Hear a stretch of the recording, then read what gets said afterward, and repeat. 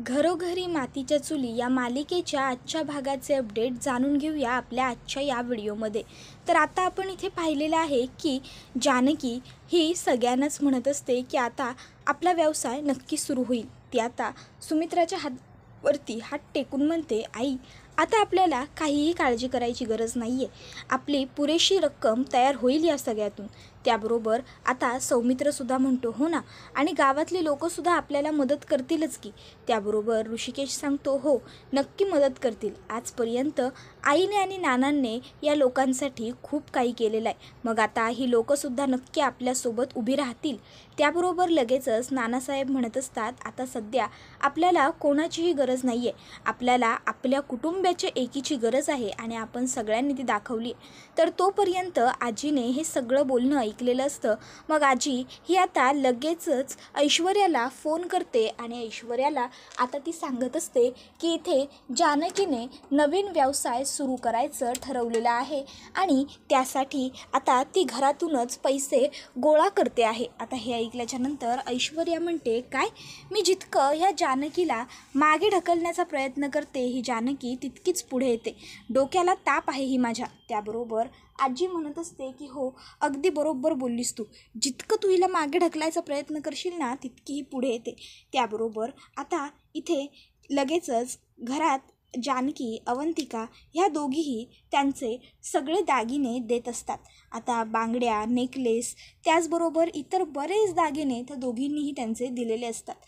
मग आता लगेचच नानासाहेब हे ऋषिकेशला म्हणत असतात, ऋषिकेश हे बघ, दागिने सांभाळून घेऊन जा आणि यांचा व्यवहार करा, पण एक गोष्ट लक्षात ठेवाल, अगदी सांभाळून आणि काळजीपूर्वक जा आणि सांभाळून या, नाही म्हणजे सध्या आपल्यासाठी एक एक रुपया एक एक आणा महत्त्वाचा आहे। त्याबरोबर ऋषिकेश होकार देतो। तर आता सौमित्रा आणि ऋषिकेश दागिने उचलत असतात, इतक्यात सुमित्रा तिचं मंगळसूत्र काढते आणि म्हणते, हे घ्या, माझ्याकडून तुम्हाला मदत होईल तेवढीच। त्याबरोबर आता ऋषिकेश म्हणतो, आई अगं हे काय करतेस, हे तुझं मंगळसूत्र। त्याबरोबर जानकीसुद्धा उठून उभी राहते आणि म्हणत असते, आई अहो हे काय करताय, हे मंगळसूत्र म्हणजे सौभाग्याचं लेणं असतं, मी तुम्हाला हे देऊ देईन असं वाटतंय का तुम्हाला? अहो मी आणि अवंतिकाने आता जे दागिने दिले तेवढे पुरेसे आहेत, त्याच्यातून आपल्याला भरपूर पैसे उभे राहतील आपल्या व्यवसायासाठी। आणि बघा ना, आम्ही दोघींनीसुद्धा मंगळसूत्र दिलेली नाही आहेत, मग तुम्हाला तरी मंगळसूत्र देण्याची काय गरज आहे? त्याबरोबर सुमित्रा म्हणते, अगं तुम्ही एवढं सगळं करताय, मग माझ्याकडून तुम्हाला थोडीफार तरी काही मदत नको का? त्याबरोबर जानकी म्हणत असते, हो आई बरोबर आहे तुमचं, पण तरीही आपल्याला सध्या याची काहीही गरज नाही आहे। तर इतक्यात त्या ठिकाणी सारंग आलेला असतो।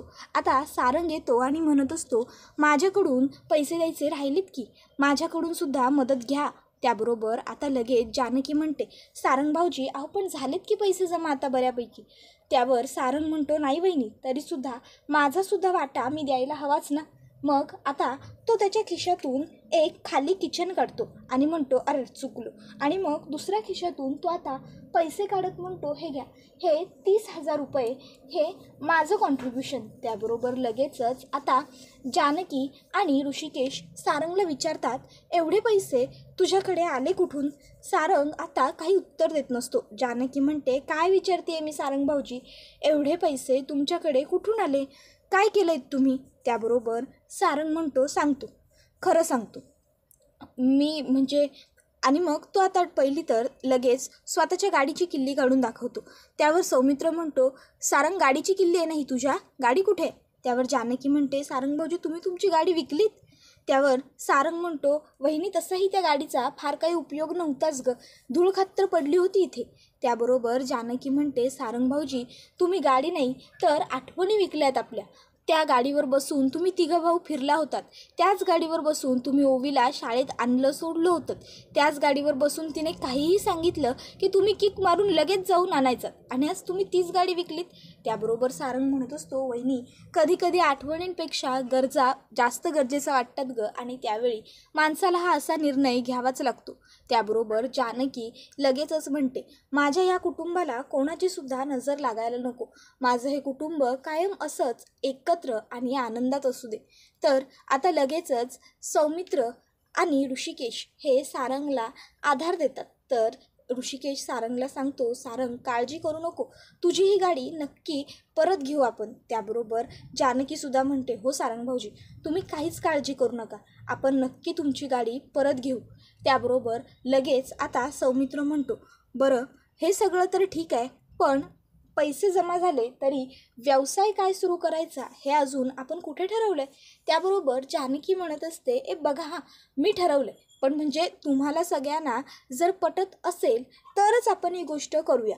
मला असं वाटतं की आपण ना मसाल्याचा व्यवसाय करायला हवा. त्यावर आता सगळ्यांना प्रश्न पडतो, मसाल्यांचाच व्यवसाय का? मग जानकी सांगते की मसाल्यांचा व्यवसाय जर आपण केला ना तर गावातल्या बायकांनासुद्धा आपण रोजगार मिळवून देऊ शकू, बायका त्यांच्या पायावर उभ्या राहू शकतील. त्याबरोबर आता ही कल्पना जी आहे ती सुमित्राला पटते. सुमित्रा म्हणत असते, हो जानकी, तू जे बोललीस ना ते अगदी योग्य आहे. तसंही माझी इच्छा होतीच या गावातल्या बायकांसाठी काहीतरी करण्याची. आज तुझ्यामुळे ती संधी मला मिळाली. चालेल, मग आपण मसाल्यांचा व्यवसाय करू. म्हणजे काय होईल, बायकांना रोजगार मिळेल आणि त्यांनाही त्यांच्या पायावरती उभं राहता येईल. त्याबरोबर लगेचच आता इथे ठरतं की मसाल्यांचा व्यवसाय नक्की.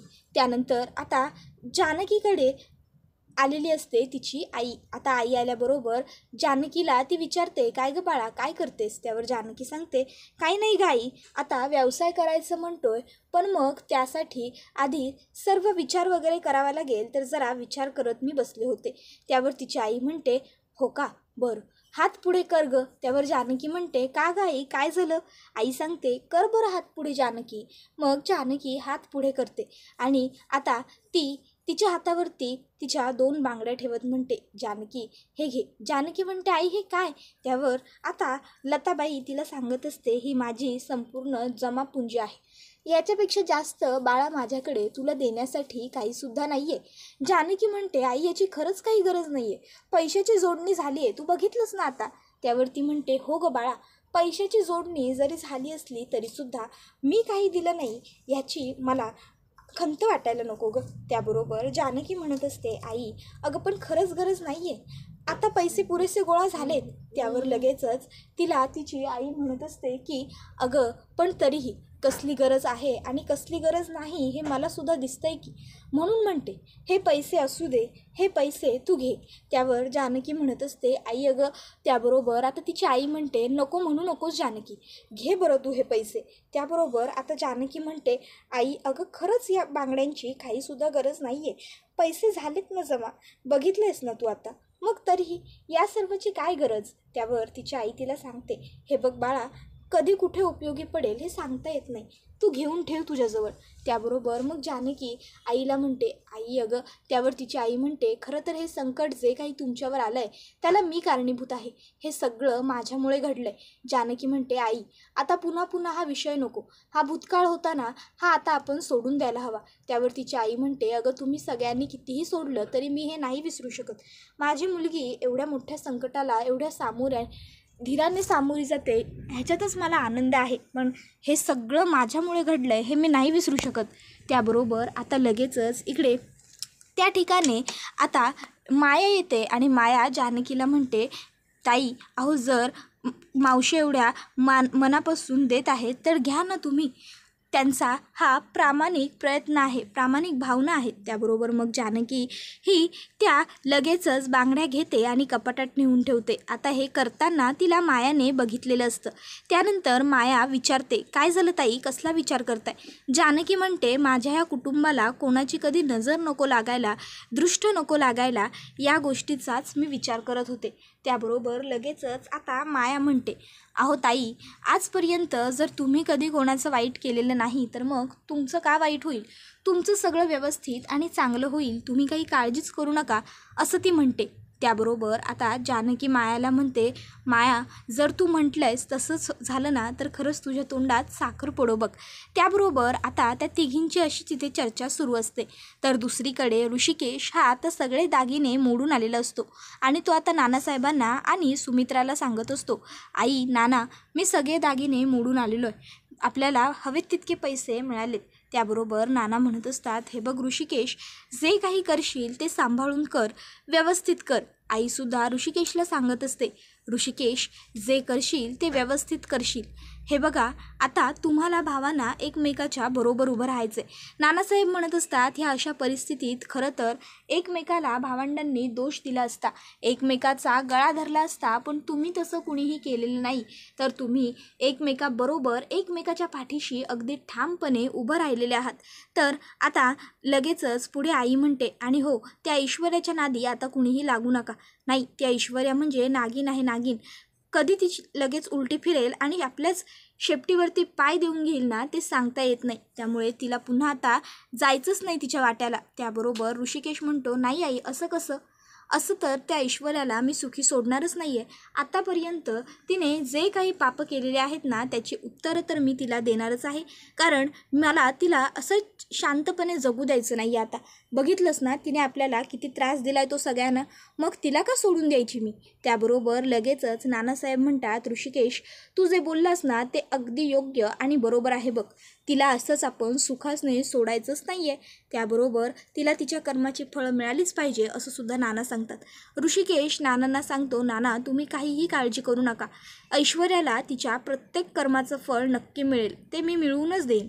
पण आता तुम्ही दोघांनीही शांतपणे झोपून घ्या, आराम करा. काय? त्याबरोबर लगेचच आता सुमित्रा ही सुद्धा म्हणते, हो. तर ऋषिकेश सांगतो, बरं, आता तुम्ही निवांत आराम करा, मी सुद्धा येतो. आणि मग आता ऋषिकेश हा तिकडनं स्वतःच्या खोलीकडे यायला निघालेला असतो. तर आता रात्रीची सगळेजण झोपलेले असतात. अलगद मास्कमॅन घरात घुसलेला असतो. घरात येऊन तो थेट अजिबात वेळ वाया न घालवता वरती ऋषिकेश आणि जानकीच्या खोलीत येतो. ऋषिकेश जानकीच्या खोलीत येऊन तो एक कपाट उघडतो. त्या कपाटात त्याला काही सापडत नाही. तो दुसऱ्या बाजूचं कपाट उघडतो आणि त्या कपाटामध्ये त्याला लाल रंगाची मोठी पोटली सापडते. त्यामध्ये तो बघतो तर सगळे पैसे आणि दागिने असतात. मास्कमॅन ते पैसे आणि दागिने घेऊन तिकडनं चाललेला असताना तिथे ठेवलेल्या एका मोठ्या फुलदाणीला त्याचा धक्का लागतो आणि ती फुलदाणी खाली कोसळते. फुलदाणी फुटल्याबरोबर आवाज होतो. आवाजाने जानकीला जाग येते आणि तिच्या समोर असलेलं कपाट असं उघडं आणि अस्ताव्यस्त पाहिलेलं बघून ती घाबरते. ती ताबडतोब ऋषिकेशला उठवते. ऋषिकेश, ऋषिकेश, अहो उठा.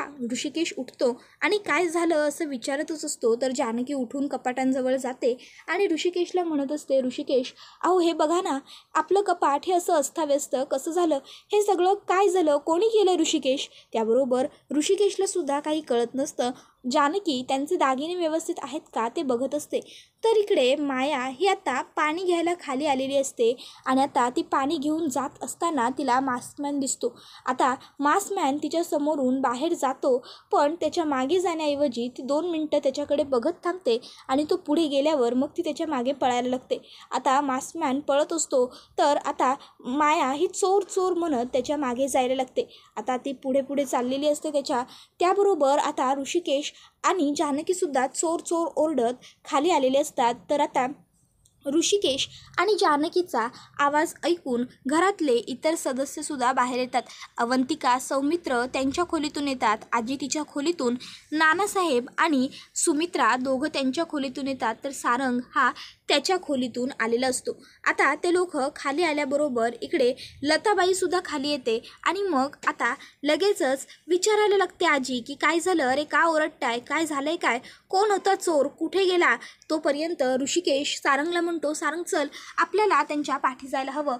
मग काय, सारंग आणि ऋषिकेश हे दोघंही भाऊ ताबडतोब त्या चोरांच्या मागे धावायला लागतात. तोपर्यंत आता सौमित्रसुद्धा खाली आलेला असतो. जानकी सौमित्रला आणि घरातल्या इतर सगळ्या सदस्यांना सांगत असते की आपल्या घरामध्ये एक चोर शिरला होता आणि त्याने आपल्या घरात होते तेवढे सगळे पैसे दागिने सगळं नेलंय. त्याबरोबर आता सौमित्र हा सुद्धा सारंग आणि ऋषिकेशच्या मागोमाग धावत तिकडनं बाहेर जातो. तर इकडे आजी कांगावा करत असते, अरे कोण होतं चोर? अरे पकडा त्याला, अरे पकडा, कोण होता तो? पकडा त्याला, आमचे दागिने, आमचे पैसे. तोपर्यंत इथे आता घरातल्या इतर सगळ्या सदस्यांना खूपच जास्त टेन्शन आलेलं असतं. हे सगळं काय घडलं, कसं घडलं हा प्रश्न सगळ्यांना पडलेला असतो. तर जानकीला मात्र खूपच जास्त या गोष्टीचं टेन्शन आलेलं असतं. जानकी ही आता म्हणत असते, सापडायला हवा तो चोर. त्याबरोबर आता इथे ऐश्वर्या आणि सयाजीराव विखे पाटील हे दोघंजणं बसलेले असतात गाडीमध्ये आणि ते आता एकमेकाबरोबर बोलत असतात. इतक्यात आता ऐश्वर्याला दिसतं की मास्कमॅन पुढे पुढे पळतोय आणि मास्कमॅनच्या पाठीमागे आता ती माया पळते. त्याबरोबर तिची नजर आता पुढे पोहोचत नसते. मग ती लगेचच तिच्या वडिलांना म्हणते, डाडा मी 1 मिनिटात आले. गाडीतून खाली उतरून ती मास्कमॅन आणि मायाच्या मागे पळते. आता ती गुपचूप एका ठिकाणी थांबून बघते. आता मायाचा तोल जातो, माया खाली कोसळते आणि आता तिला ते दागिने मिळाले सुद्धा असतात, पण ती तरीसुद्धा ते दागिने पुन्हा मास्कमॅनला उचलून देते आणि मास्कमॅन तिकडनं स्वतःहून पळून जातो. आता ही गोष्ट ऐश्वर्या बघते आणि ऐश्वर्याला खूप मोठा आश्चर्याचा धक्काच बसतो.